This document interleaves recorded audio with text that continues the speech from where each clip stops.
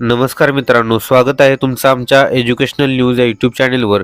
तर मित्रांनो, या व्हिडिओमध्ये आज आपण पेन्शन फंड काढण्यापूर्वी सावध राहा, एक चुकीचा निर्णय भविष्यात महागात पडेल याबद्दल सविस्तर माहिती पाहूया। त्याचबरोबर हा व्हिडिओ शेवटपर्यंत नक्की पहा व व्हिडिओ आवडल्यास लाईक आणि शेअर नक्की करा व अशाच प्रकारच्या नवनवीन व्हिडिओसाठी आमच्या चॅनेलला सबस्क्राईब करायला विसरू नका। चला तर मग व्हिडिओला सुरुवात करूयात। तर यामध्ये नोकरी बदलल्यानंतर अनेक कर्मचारी पीएफ ट्रान्सफर करतात, मात्र ईपीएफओ पेन्शन स्कीम अंतर्गत जमा झालेल्या पेन्शन फंडाबाबत मोठी चूक करतात।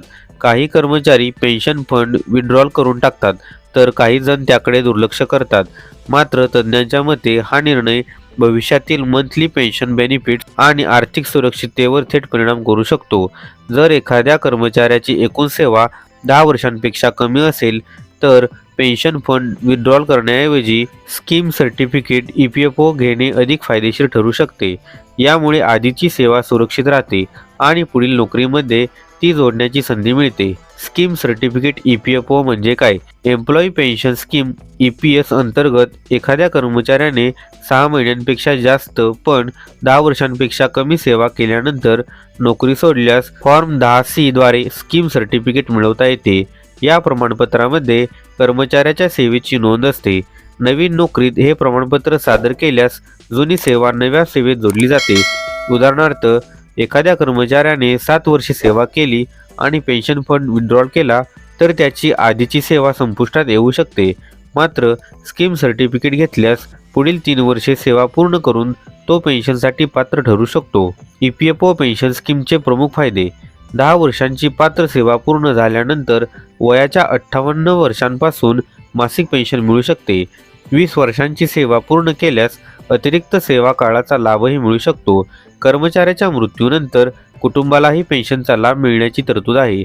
तसेच देशातील कोणत्याही भागातून पेन्शन सुरू करता येते। कोण घेऊ शकतो स्कीम सर्टिफिकेट? 6 महिन्यांपेक्षा जास्त आणि 10 वर्षांपेक्षा कमी सेवा केलेले कर्मचारी, वेगवेगळ्या नोकऱ्यांमधील सेवा एकत्र जोडू इच्छिणारे कर्मचारी। यूएनए पोर्टलवर आता संपूर्ण सेवा इतिहास ऑनलाईन पाहता येतो। तसेच स्कीम सर्टिफिकेट हरवले तरी ते पुन्हा ऑनलाईन उपलब्ध होऊ शकते। फॉर्म 10C भरताना ही काळजी घ्या। नोकरी सोडताना फॉर्म 10C भरताना स्कीम सर्टिफिकेट हा पर्याय निवडा।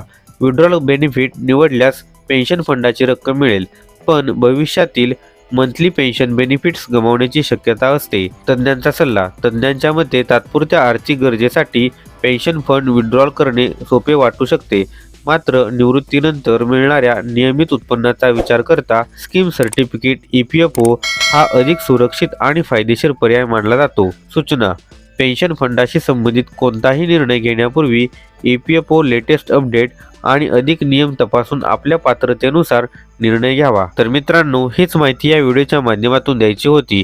अशाच प्रकारच्या नवनवीन व्हिडिओसाठी लगेचच आमच्या चॅनेलला सबस्क्राईब करून या व्हिडिओला लाईक आणि शेअर करा। चला तर मग भेटूयात पुढील व्हिडिओमध्ये। धन्यवाद। जय हिंद, जय महाराष्ट्र।